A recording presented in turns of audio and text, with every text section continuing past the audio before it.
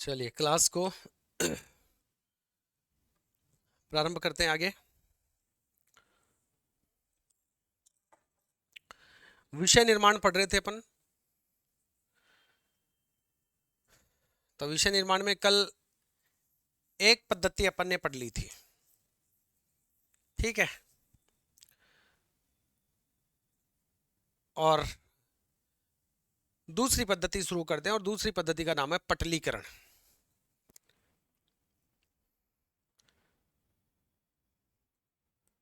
Heading लगाइए पटलीकरण।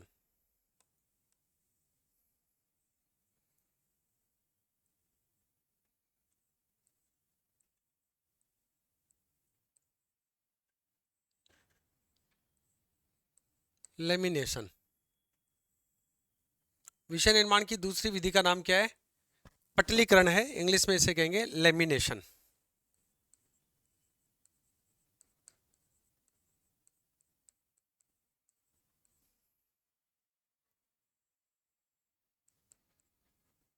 Lamination देखिए, lamination जो शब्द है ना, ये अंग्रेजी भाषा का शब्द है।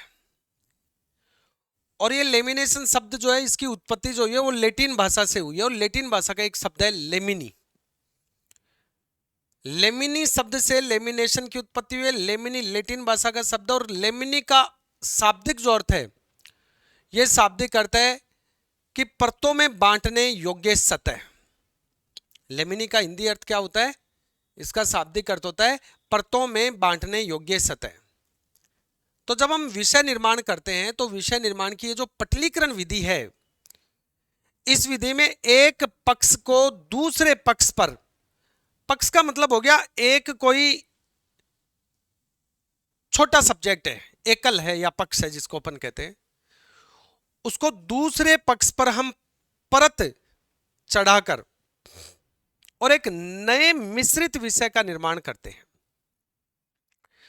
पटलीकरण में प्रश्न सीधा पूछेगा कि पटलीकरण में विषय का निर्माण होता है, वो कैसा विषय होता है? तो मिश्रित विषय होता है। आवश्यकता पड़ने पर इन पक्षों को, जिनको हमने परत चढ़ाकर पटलीकरण किया है, इनको क्या किया जा सकता है? अलग भी किया जा सकता है। हाँ अनीता, गुड आफ्टरनून। तो लिखिए दो चार बातें, सिंपल सिंपल बातें, कोई ज्यादा दिक्कत वाली नहीं है, ठीक है। तो सबसे पहली बात लिखिए, लेमिनेशन। लेमिनेशन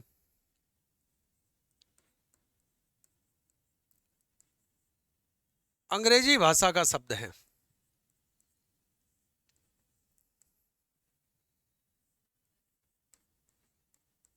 लेमिनेशन क्या है? अंग्रेजी भाषा का शब्द है साथियों। और इस लेमिनेशन शब्द की उत्पत्ति होती है लैटिन भाषा के लेमिनी से। तो अगली बात लिखो, लेमिनेशन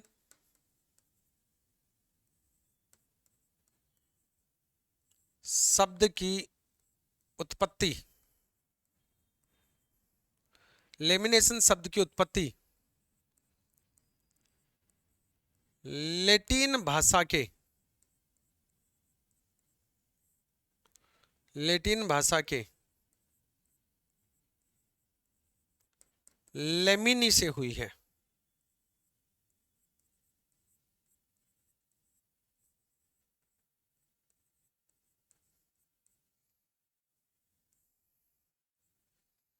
लेमिनेशन शब्द की उत्पत्ति लैटिन भाषा के लेमिनी जो शब्द है इससे हुई है। और इस लेमिनी का शाब्दिक अर्थ है परतों में बांटने योग्य सतह।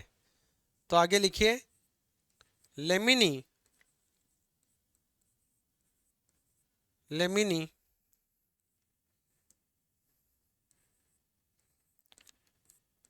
का शाब्दिक अर्थ,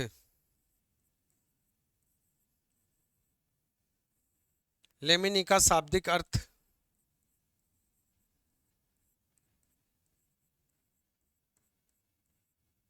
परतों में बांटने योग्य सतह है।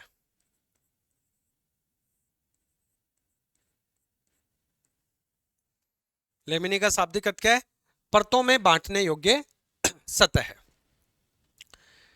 तो विषय निर्माण की जो पटलीकरण पद्धति है, इस पद्धति में या इस विधि में हम क्या करते हैं, एक पक्ष को दूसरे पक्ष पर परत के रूप में चढ़ाकर और मिश्रित विषय का निर्माण करते हैं। तो लिखो, विषय निर्माण की इस विधि में विषय निर्माण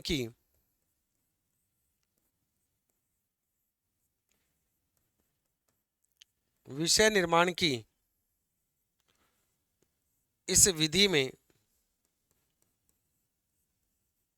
एक पक्ष या एकल को एक पक्ष को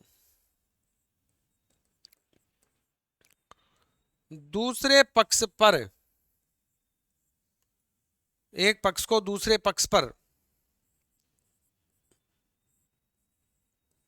परत के रूप में एक पक्ष को दूसरे पक्ष पर परत के रूप में चढ़ाकर एक पक्ष को दूसरे पक्ष पर परत के रूप में चढ़ाकर मिश्रित विषय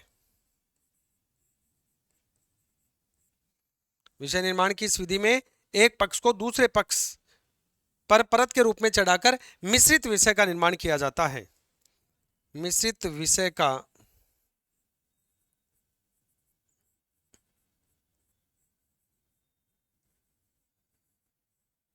निर्माण किया जाता है।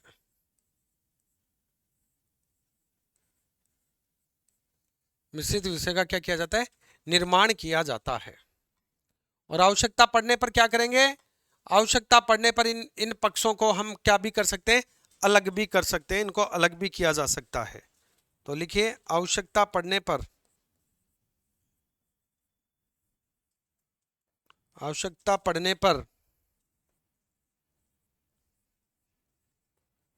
इन विषय या बोल दो पक्षों को अलग भी कर सकते हैं। आवश्यकता पड़ने पर इन पक्षों को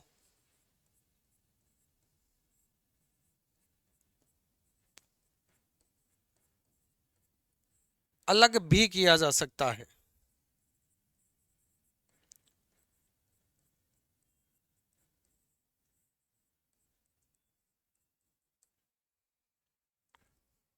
आवश्यकता पड़ने पर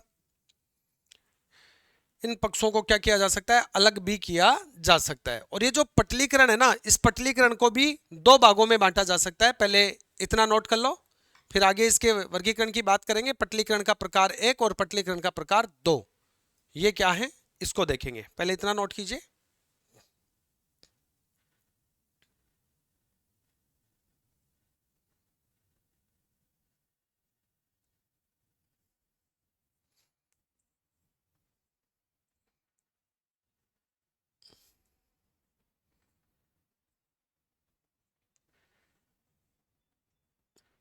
नोट हो जाए तो कमेंट कर देना।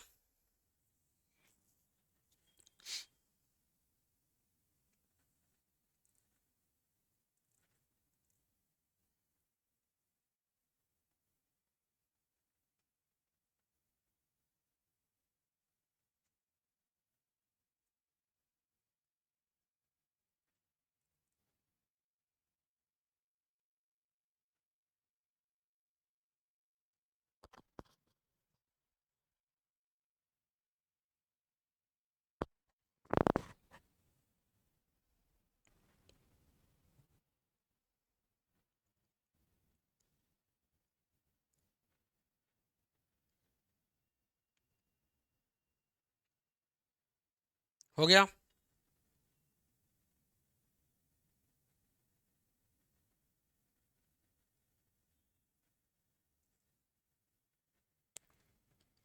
चलिए लिखिए, पटलीकरण को दो प्रकारों में बांटा जाता है।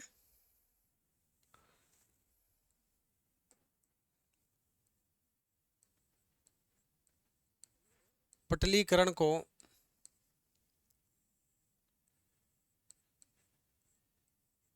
दो प्रकारों में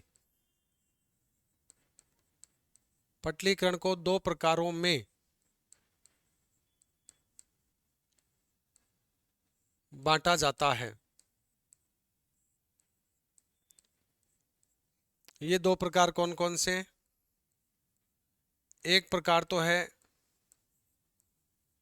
पटलीकरण प्रकार फर्स्ट, और दूसरे प्रकार का नाम है पटलीकरण प्रकार सेकंड। पटलीकरण प्रकार सेकंड। सबसे पहले पटलीकरण प्रकार फर्स्ट की बात करते हैं।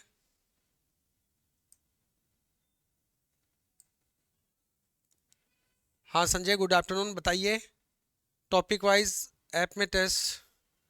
ओके,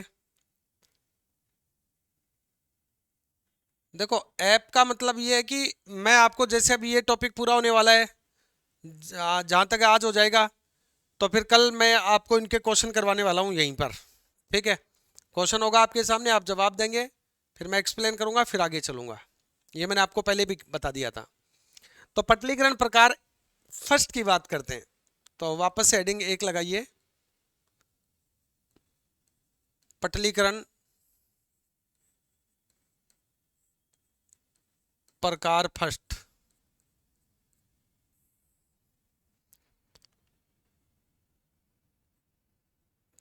पटलीकरण प्रकार फर्स्ट की बात करें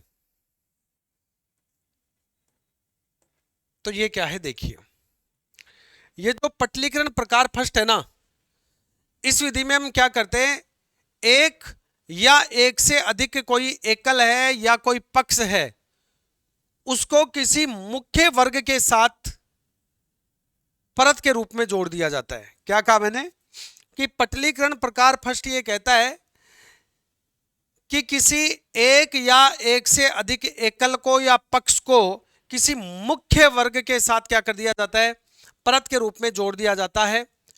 इस प्रकार इस विधि से एक नए यौगिक विषय का निर्माण होता है, कंपाउंड सब्जेक्ट का निर्माण होता है। दोस्तों याद यही रखना है कि पटलीकरण प्रकार फर्स्ट में जिन विषयों का निर्माण होता है वो कैसा होता है, तो कंपाउंड सब्जेक्ट बनते हैं। कैसे बनते हैं, कंपाउंड। देखो यहां मैंने क्या कहा था, यहां मैंने आपको कहा था कि मिश्रित विषय का निर्माण हो रहा है पटलीकरण में, लेकिन पटलीकरण प्रकार फर्स्ट में कंपाउंड विषय, यौगिक विषय का क्या होता है, निर्माण होता है। तो लिखो इसमें, इस विधि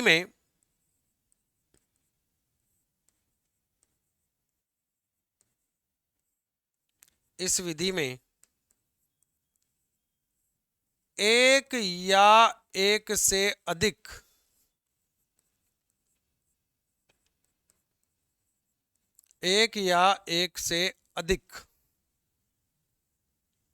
एकल या पक्षों को, एक या एक से अधिक एकल या पक्षों को क्या करते हैं, किसी मुख्य वर्ग के साथ क्या कर देते हैं, परत के रूप में जोड़ देते हैं। पक्षों को किसी मुख्य वर्ग के साथ, किसी मुख्य वर्ग के साथ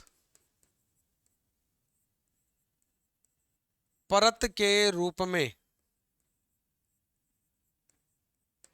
जोड़ देते हैं, परत के रूप में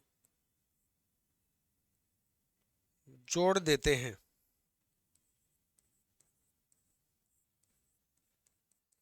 इस प्रकार इस विधि से क्या होगा, एक नए यौगिक विषय का निर्माण होता है। लिखो, इस प्रकार इस विधि से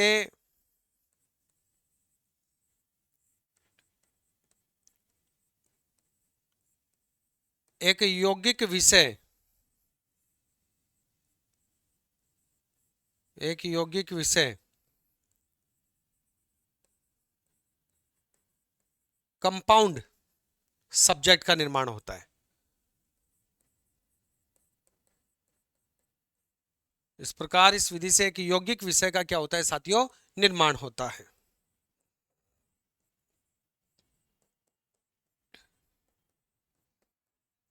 तो पटलीकरण प्रकार फर्स्ट क्या कहता है कि एक या एक से अधिक एकल या पक्षों को किसी मुख्य वर्ग के साथ परत के रूप में क्या कर दिया जाता है, जोड़ दिया जाता है, और ऐसा करने से यौगिक विषय का निर्माण होता है। जैसे एग्जाम्पल के रूप में यहां देखें, अनिल कह रहा है कौन सा टॉपिक कंप्लीट हो जाएगा? आपकी पहली जो यूनिट चल रही है वो पूरी होने पे है, ठीक है। मैंने सिलेबस बताया था आपको फर्स्ट डे पहली क्लास में, वो देखना आप। एग्जाम्पल देखें यहाँ पे, तो एग्जाम्पल हो गया classification of periodicals, classification of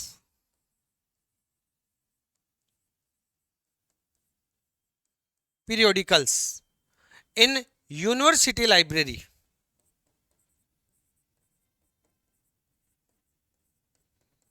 in university library.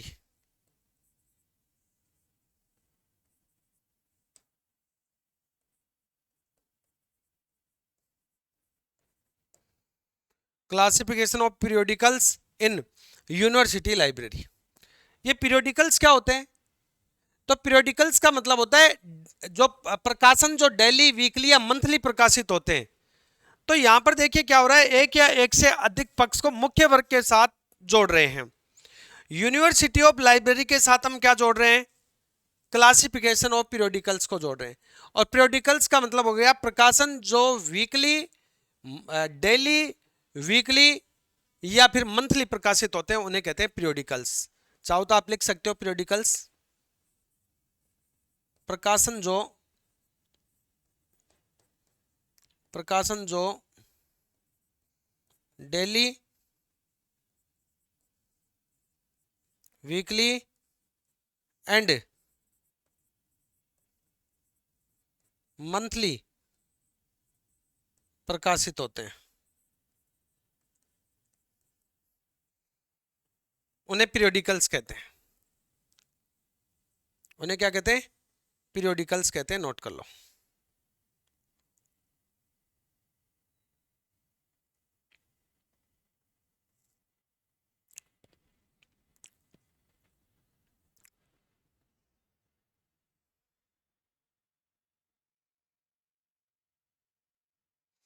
तो हमने कहा कि पटलीकरण को दो प्रकारों में बांटा जाता है, पटलीकरण फर्स्ट, पटलीकरण प्रकार सेकंड। पटलीकरण प्रकार फर्स्ट कहता है कि इस विधि में एक या एक से अधिक एकल या पक्षों को किसी मुख्य वर्ग के साथ परत के रूप में जोड़ देते हैं, जिससे यौगिक विषय का निर्माण होता है। जैसे क्लासिफिकेशन ऑफ पीरियोडिकल्स, तो पीरियोडिकल्स क्या है? ये क्या है? ये एकल या पक्ष है, और इसका अर्थ होता है डेली, वीकली या मंथली छपने वाले जो प्रकाशन होते हैं वो। तो इनको हमने मुख्य वर्ग को ने यूनिवर्सिटी लाइब्रेरी के साथ जोड़ दिया। दूसरा है पटलीकरण प्रकार दो। दूसरा क्या है? पटलीकरण प्रकार दो। हो गया इतना नोट?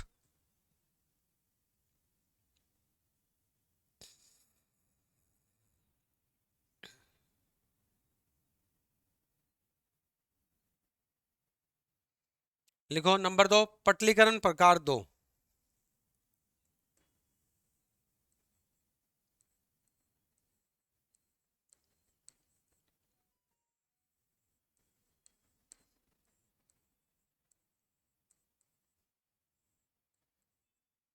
पटलीकरण प्रकार 2।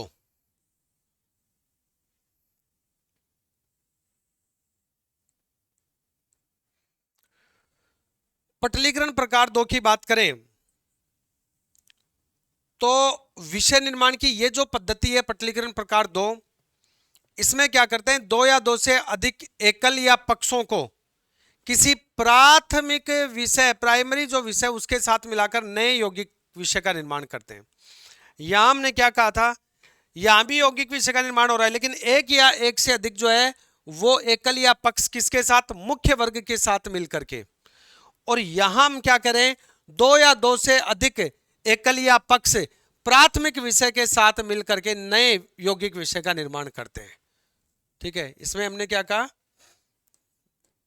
तो लिखो विषय निर्माण की इस पद्धति में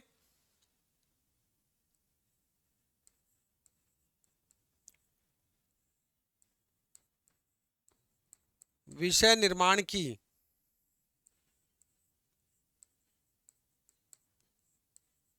इस पद्धति में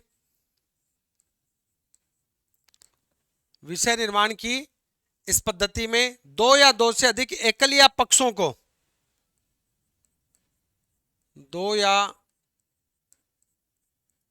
दो से अधिक दो या दो से अधिक एकल या पक्षों दो या दो से अधिक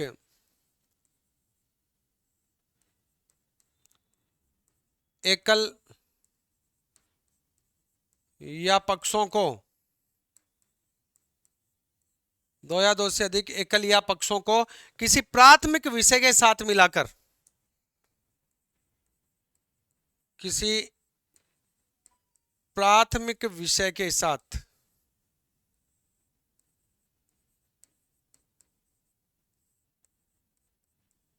किसी प्राथमिक विषय के साथ मिलाकर किसी प्राथमिक विषय के साथ मिलाकर नए यौगिक विषय का निर्माण किया जाता है। नए यौगिक विषय का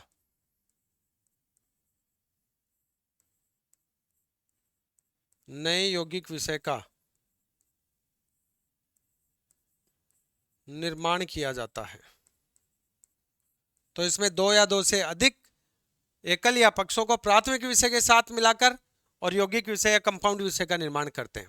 जैसे एग्जांपल देखेंगे यहाँ पे क्वेश्चन कैसे बनेगा। बिल्कुल मैं क्वेश्चन बनाऊंगा, ये कंप्लीट होते ही बहुत सारे क्वेश्चन आपको सोल्व कराऊंगा, चिंता मत करो अनिल। आप खुद कहेंगे कि हाँ सर अब समझ में आया, क्योंकि अभी थ्योरी तो आपको थोड़ा सा लग रहा होगा, थोड़ा अजीब सा लग रहा होगा, क्या हो रहा है, प्रश्न कैसे बनेगा, ठीक है ये सब। तो पटलीकरण प्रकार 2 में यौगिक विषय का निर्माण किसके साथ होता है? प्राथमिक विषय के साथ पटलीकरण से होता है।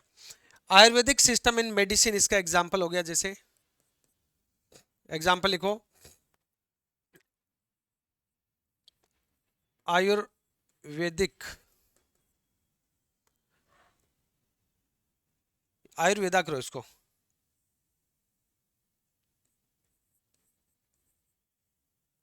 आयुर्वेदा, ठीक है। आयुर्वेदा सिस्टम इन मेडिसिन,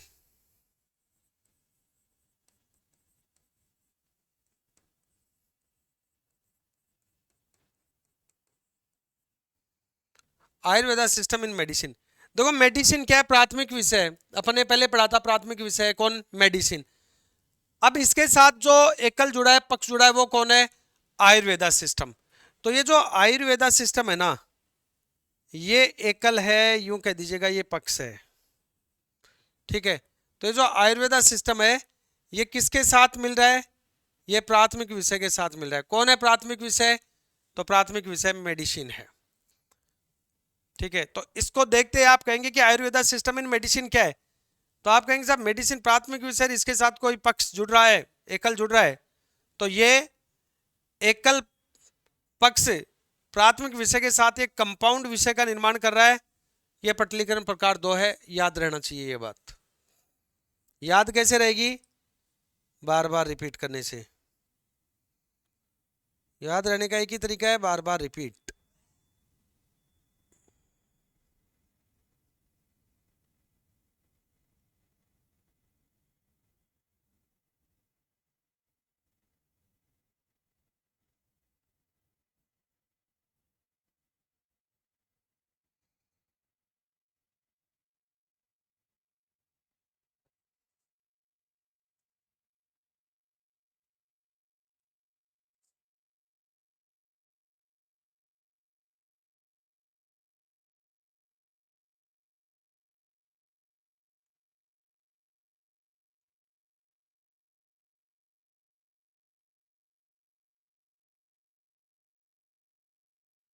हो गया? तो ये तो पटलीकरण था, और पटलीकरण के 2 प्रकार। अब तीसरा प्रकार है विखंडन। विषय निर्माण का तीसरा प्रकार क्या है साथियों? विखंडन। सिंपल सा है, नाम से स्पष्ट है।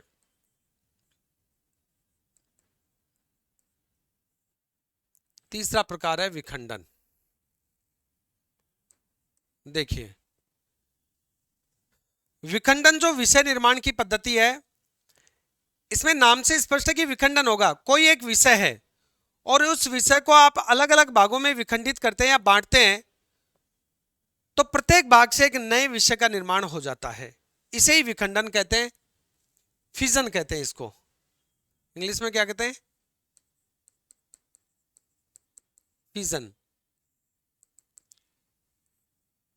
तो लिखिए, विषय निर्माण की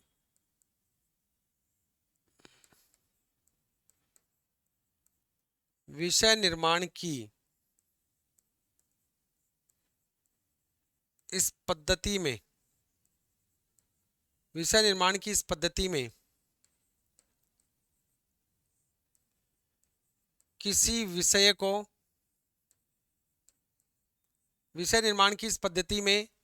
किसी विषय को अलग अलग भागों में विखंडित या बांटने पर, विषय निर्माण की इस पद्धति में किसी विषय को अलग अलग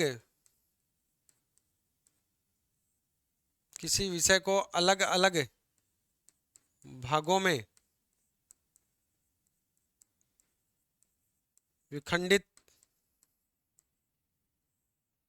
या बांटने से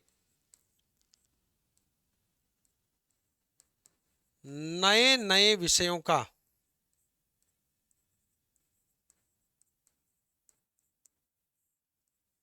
अलग अलग भागों में विखंडित करने या बांटने से नए विषयों का निर्माण होता है। यही विखंडन कहलाता है। तो विखंडन क्या कहता है विषय निर्माण में? कि भाई साहब, एक मुख्य विषय को आप बांटेंगे, उसका विखंडन करेंगे, अलग अलग भागों में उसको तोड़ेंगे, तो उसका विखंडन करने पर प्रत्येक भाग से एक नए विषय का क्या हो जाएगा? निर्माण हो जाएगा। यह जो विखंडन पद्धति है, इसको भी दो भागों में बांटा जा सकता है। वो कौन कौन सी? तो देखिए,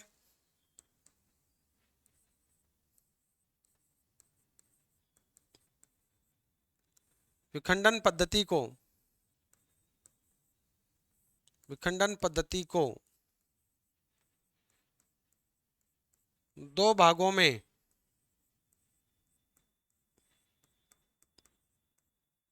बांटा जा सकता है। दो भागों में बांटा जा सकता है। दो भाग कौन कौन से? एक भाग है विच्छेदन,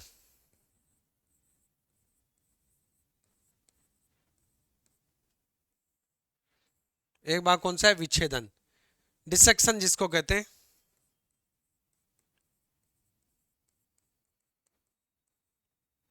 विच्छेदन, डिसेक्शन। विच्छेदन क्या कह रहा है?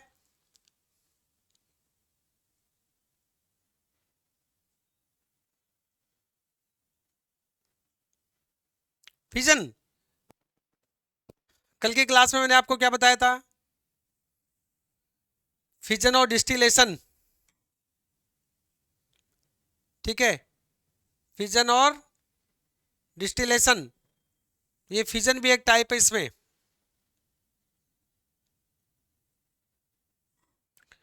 तो विच्छेदन क्या होता है? कि इसमें किसी मुख्य वर्ग या एकल या पक्ष को किसी समकक्ष श्रेणी में उसके समकक्ष वाले में ही विभक्त कर दिया जाए, जिससे नए विश्व का निर्माण होता है। वो क्या कहलाता है? डिसेक्शन कहलाता है। तो लिखो, किसी मुख्य वर्ग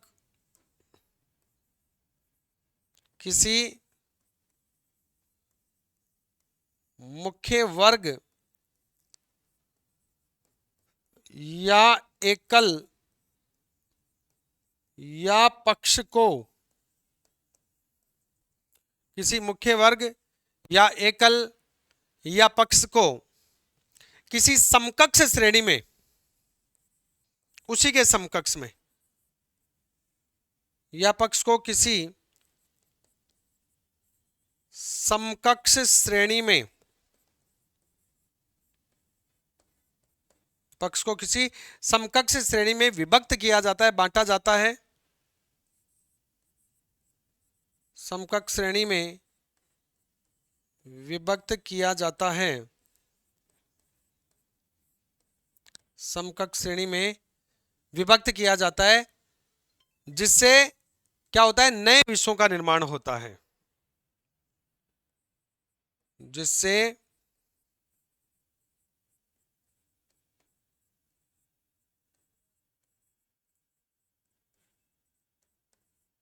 नए विषयों का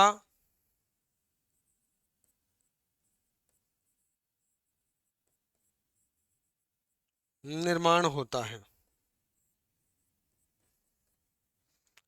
तो डिसेक्शन में क्या है कि जो मुख्य वर्ग है, एकल है या पक्ष है, उसको क्या करेंगे, ठीक है, उसको क्या करेंगे, उसको हम, हाँ फ्यूजन आएगा आगे, फ्यूजन भी आएगा, अगला फ्यूजन ही है। इस फिजन जो है, इस फिजन के दो पार्ट हैं, फिजन भी देखो इसमें। तो मुख्य वर्ग या एकल या पक्ष को किसी समकक्ष श्रेणी में, उसके पास वाली श्रेणी में विभक्त करते हैं, जिससे नए विषय बने। जैसे बायोलॉजी को समकक्ष श्रेणी कौन हो गई बायोलॉजी की, बॉटनी और जूलॉजी। तो एग्जांपल लिखो, एग्जांपल लिखिए, बायोलॉजी को, बायोलॉजी को बॉटनी एंड जूलॉजी में, तो बायोलॉजी को बॉटनी और जूलॉजी में बांट देंगे, तो ये समकक्ष श्रेणी में हो गया ना। जैसे फिलोसॉफी है, ठीक है, फिलोसॉफी, फिलोसॉफी, तो फिलोसॉफी को क्या करेंगे, फिलोसॉफी को हम बांट देंगे इसके समकक्ष में, लॉजिक में, मेटाफिजिक्स में और एक इथिक्स में। लॉजिक,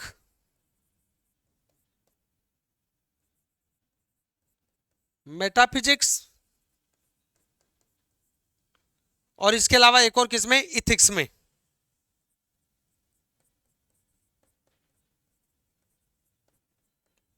तो इस फिलोसॉफी को लॉजिक, मेटाफिजिक्स, इथिक्स में हमने डिवाइड कर दिया, तो ये इसके समकक्ष हैं। तो इस प्रकार का जो नई विषयों का निर्माण होता है विभाजन से, वो डिसेक्शन कहलाता है। किसका, विखंडन का एक पार्ट है डिसेक्शन। विखंडन में हम क्या करें, बांटेंगे, विषय को बांटेंगे, और विषय को जब बांटेंगे तो नए विषयों का निर्माण होगा प्रत्येक भाग से। अब वो नए विषयों का भी निर्माण जो है वो दो प्रकार से हो सकता है, एक विच्छेदन से हो सकता है कि हम किसी मुख्य वर्ग को या किसी विषय को उसके समकक्ष विषयों के अंदर ही बांट दें, एक तो ये, और एक डीन्यूटेशन, अनाच्छादन, दूसरा आएगा अनाच्छादन, डीन्यूटेशन।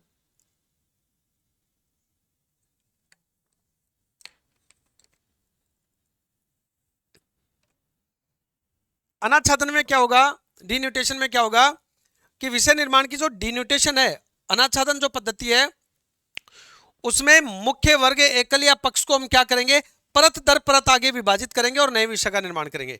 यहां क्या कर रहे हैं, मुख्य वर्ग या एकल या पक्ष को समकक्ष श्रेणी में विभाजित करके नए विषयों का निर्माण करें, ये विच्छेदन। और अगला है अनाच्छादन। अनाच्छादन या डिन्यूटेशन में क्या करेंगे, मुख्य वर्ग एकल या पक्ष को परत दर परत विभक्त करेंगे, जिससे नए विषय का निर्माण होता है। तो दूसरा लिखो इसमें, विखंडन का एक हो गया विच्छेदन और दूसरा प्रकार हो गया अनाच्छादन। बी लिखो, अनाच्छादन, डीन्यूटेशन।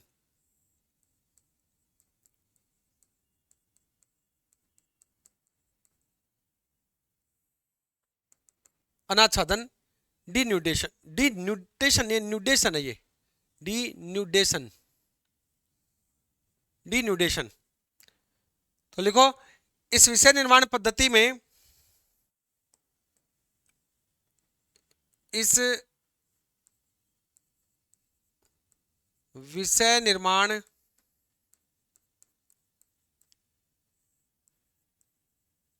पद्धति में, इस विषय निर्माण पद्धति में किसी विषय निर्माण पद्धति में किसी मुख्य वर्ग, किसी मुख्य वर्ग कोमा एकल या पक्ष को, एकल या पक्ष को परत दर परत विभक्त किया जाता है, पक्ष को परत दर परत विभक्त किया जाता है, जिससे नए विषयों का निर्माण होता है। जिससे क्या होता है? नए विषयों का निर्माण होता है। अगर मुख्य वर्ग को समकक्ष विषयों में बांटते हैं तो वो तो क्या कहलाता है? वो तो कहलाता है विच्छेदन। और अगर मुख्य वर्ग को हम परत दर परत विभक्त करते हैं तो वो कहलाता है अनाच्छादन। जैसे फिलोसॉफी से लॉजिक, एग्जाम्पल देखो इसमें, जैसे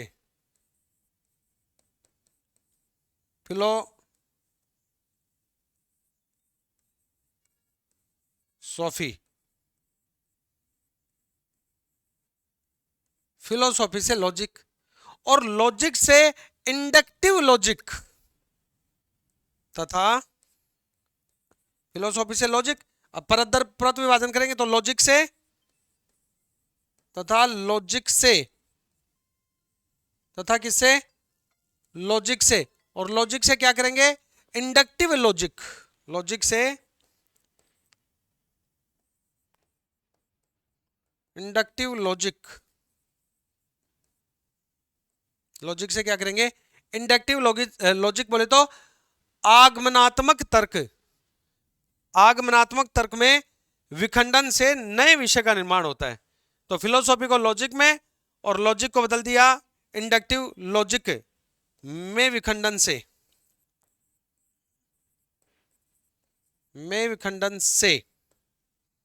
इंडक्टिव लॉजिक में विखंडन से नए विषय का निर्माण होता है।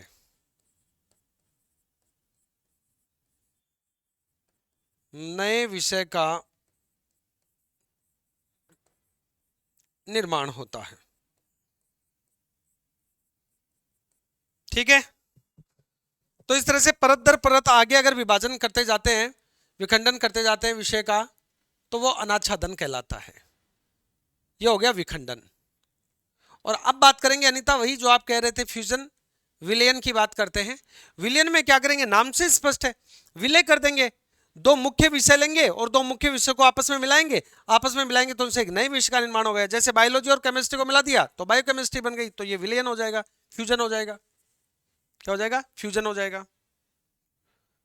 तो चलिए नंबर 4 लिखिए, विलयन। विषय निर्माण की अगली पद्धति है विलयन, फ्यूजन, फिजन विखंडन और फ्यूजन विलयन। तो क्या करेंगे इस पद्धति में? दो या दो से अधिक मुख्य विषयों को मिलाकर नए विषय का निर्माण करते हैं। तो लिखो, विषय निर्माण की इस पद्धति में, विषय निर्माण की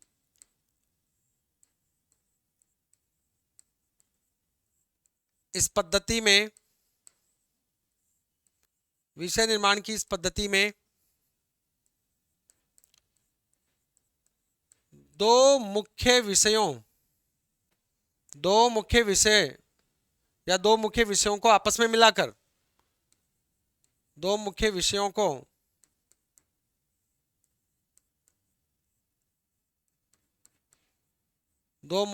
को आपस में मिलाकर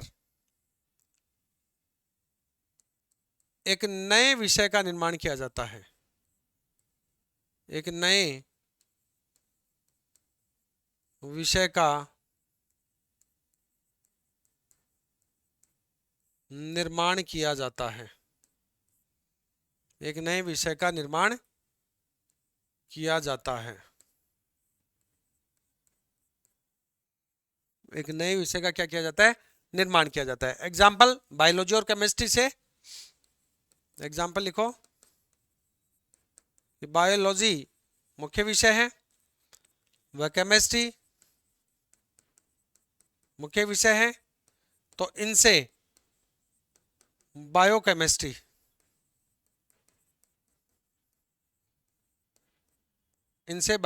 का निर्माण, तो इनसे बायोकेमिस्ट्री का जो निर्माण करना है वो विलयन कहलाता है।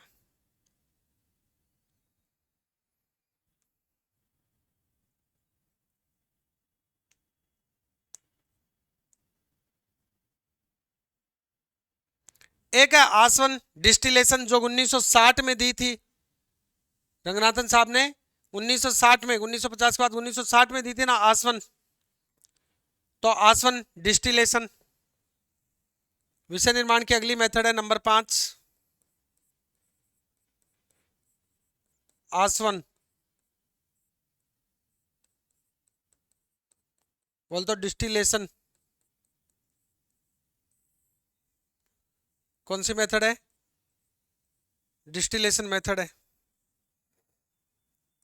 आसवन का मतलब ही होता है शुद्ध पदार्थ प्राप्त करना, तो ऐसी पद्धति जिससे शुद्ध विषय का निर्माण किया जाता है।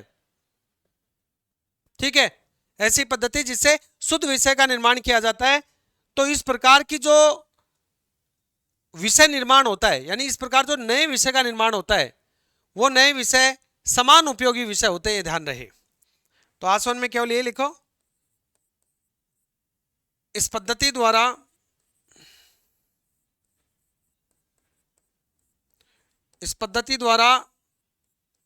शुद्ध विषयों का, इस पद्धति द्वारा शुद्ध विषयों का निर्माण किया जाता है, निर्माण किया जाता है। और ये जो नए विषय बनते हैं ना, ये समान उपयोगी होते हैं। नए विषय का निर्माण किया जाता है, ये नए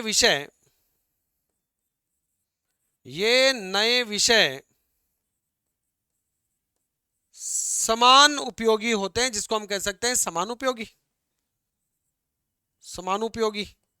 समानुपयोगी को मिला देंगे तो समानुपयोगी हो गया ना। तो ये नए विषय समानुपयोगी होते हैं।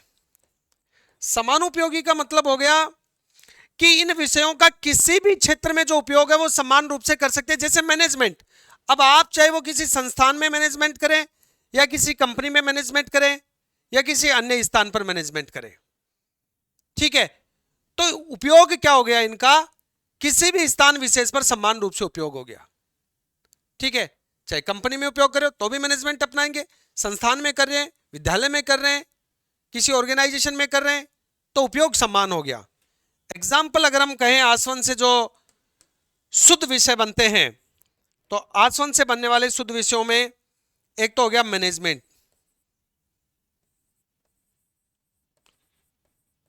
मैनेजमेंट विषय। एक हो गया रिसर्च मेथडोलॉजी। कौन सा हो गया?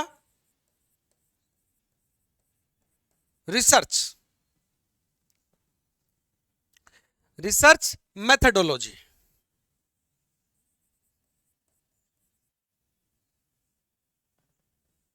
रिसर्च मेथडोलॉजी,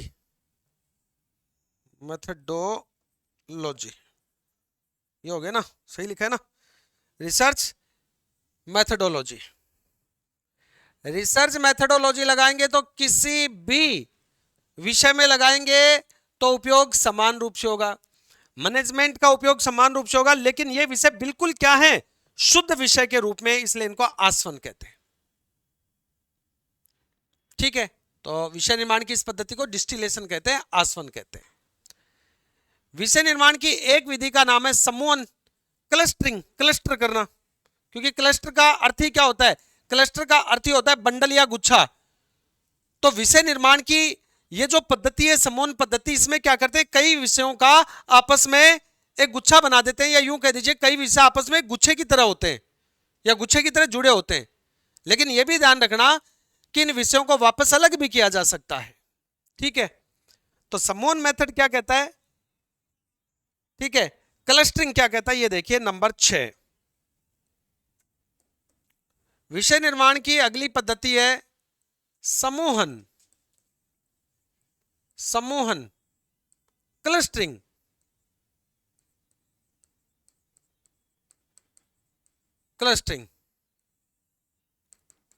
पहले तो यही लिखो कि क्लस्टर का अर्थ क्या है। ठीक है भाई, क्लस्टर का शाब्दिक अर्थ क्या है ये हमें पता होगा तो हम इजी हो जाएगा आगे। ये तो लिखो, क्लस्टर का शाब्दिक अर्थ, क्लस्टर का शाब्दिक अर्थ क्या होता है साथियों? बंडल या गुच्छा। बंडल या गुच्छा होता है। क्लियर? अब समझ में आ गया। बहुत सारे विषय हैं, और बहुत सारे विषय आपस में अगर गुच्छे की तरह जुड़े होते हैं तो ये क्या हो जाएगा? सम्मोहन हो जाएगा। अब आप कहेंगे साहब कोई विषय गुच्छे की तरह कैसे जुड़ सकते हैं? अरे गुच्छे की तरह जुड़ने से मतलब है कि अनेकों विषय हैं जो एक ही जगह, अनेकों विषय जो एक ही जगह जुड़े हुए हैं। जैसे मैं कहूं इंडोलॉजी, इंडोलॉजी का मतलब होता है भारतीय विद्या। क्या होता है? भारतीय विद्या।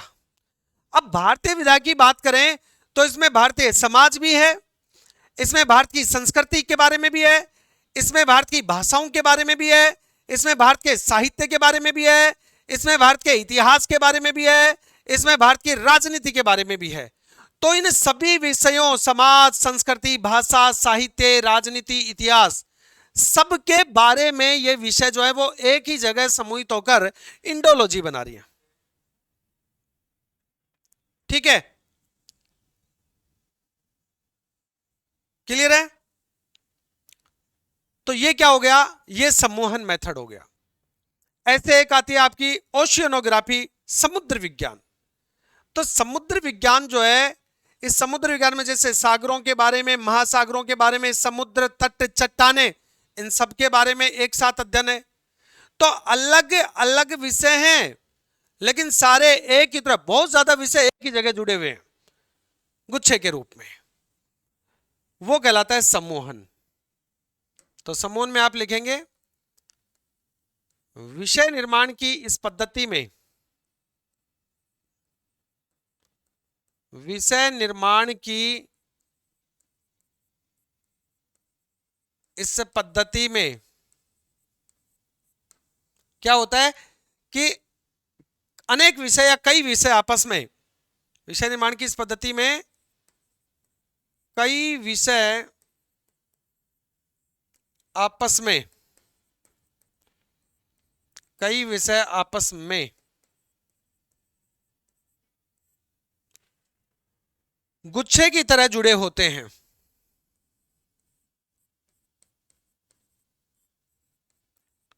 गुच्छे की तरह जुड़े होते हैं। अलग भी कर सकते हैं इनको, ये बात कह दी मैंने, इन विषयों को आपस में अलग भी किया जा सकता है। लिख दो, इन विषयों को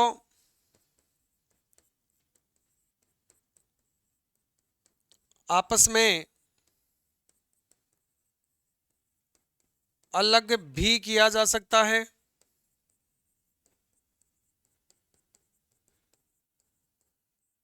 इन विषयों को आपस में अलग भी किया जा सकता है। एग्जाम्पल के तौर पर इंडोलॉजी,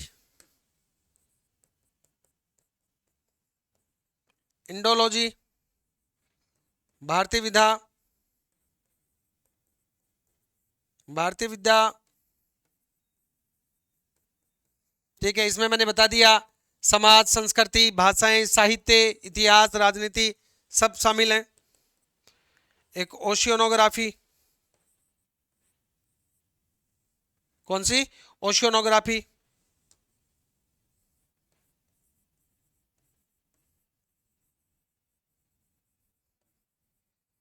ठीक है, समुद्र विज्ञान जिसको कहते हैं। तो इस ओशियनोग्राफी के अंदर भी क्या होता है, समुद्र विज्ञान में भी क्या होता है, सागर, महासागर, समुद्र तट, चट्टाने आदि के बारे में जो है वो क्या होता है, विषय ज्ञान होता है। और ये सारे विषय ज्ञान एक साथ जुड़े होते हैं, इसलिए इसको सम्मोहन या क्लस्टरिंग कहते हैं। एक होती है एग्लोमिरेशन, संचयन पद्धति, नंबर 7, नंबर 7 संचयन पद्धति, संचयन पद्धति। विषय निर्माण की जो संचयन पद्धति है, एग्लोमिरेशन जो है, इंग्लिश में इसको कहते हैं एग्लोमिरेशन, चाहे तो लिख सकते हैं।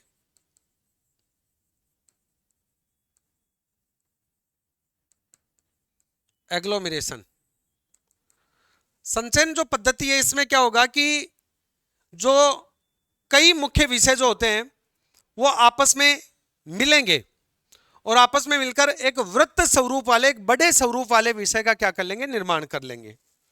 तो इसमें लिखो कि इस पद्धति में कई मुख्य विषय आपस में मिलकर, इस पद्धति में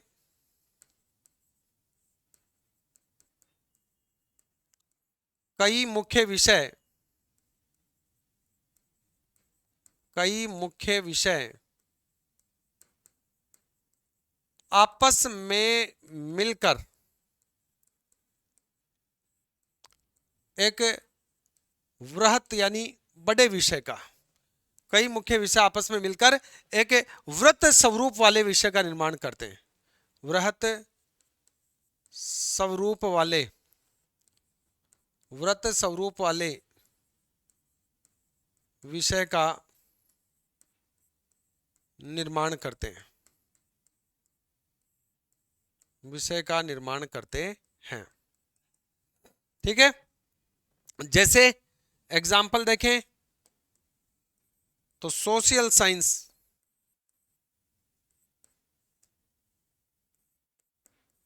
सोशल साइंस, सामाजिक विज्ञान। भाई साहब मुख्य विषय सोशल है, समाज और विज्ञान, ये दोनों मुख्य विषय हैं। समाज मुख्य विषय, विज्ञान मुख्य विषय, दोनों मिलकर एक बड़ा विषय बना लेते हैं सोशल साइंस। जैसे नेचुरल साइंस, नेचुरल साइंस, ठीक है। तो नेचुरल यानी नेचर, प्रकृति अपने आप एक विषय है, साइंस एक विषय है, दोनों मिलकर एक बड़ा विषय बना लेते हैं। कौन सा? Natural science. कौन सा बना लेते हैं? नेचुरल साइंस बना लेते हैं। नोट कीजिए, इसको नोट कर लो।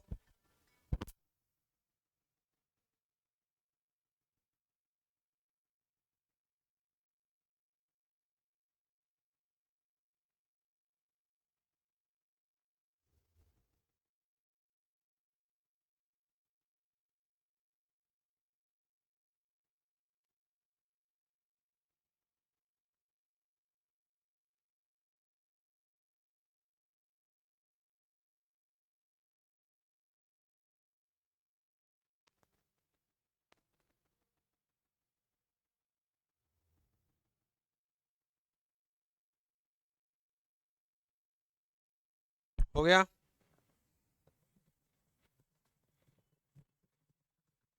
तो ये है संचयन।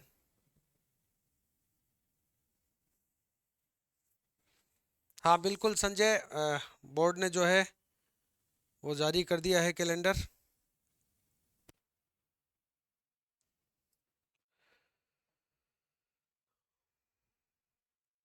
अनीता इस पे थोड़ा सा आपको कल मैं जो है वो थोड़ा सा सेपरेट करके एकदम क्लियर करके बताऊंगा, ठीक है ना।